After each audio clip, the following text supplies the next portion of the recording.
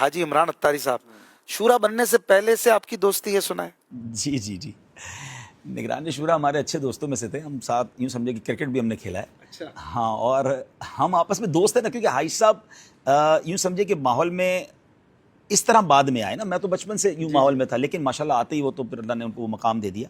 लेकिन जब हम निगरान शूरा कराची के निगरान बने थे, अभी निगरान शूरा नहीं बने थे, और इस तरह तंजीमी कामों में एक्टिव हुए थे ना, तो हम उस वक्त एक्टिव नहीं हुए थे। हम इस्लामी भाई भी थे और साथ खाना पीना, खेल कूद, क्रिकेट श्रिकेट सब साथ। ऐसी जिम्मेदारी नहीं थी।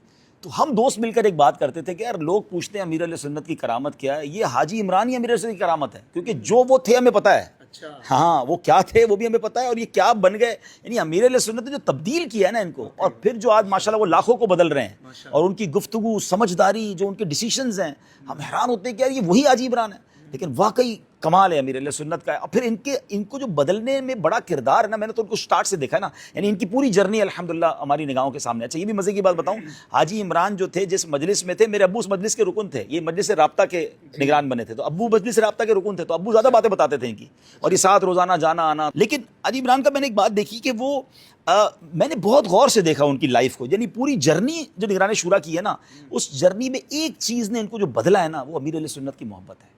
वो फ्रॉम द डे वन वो अमीर अहले सुन्नत से वालेहान, यानी हम सीखा है, यकीन करें मैंने खुद सीखा है और करोड़ों ने सीखा है।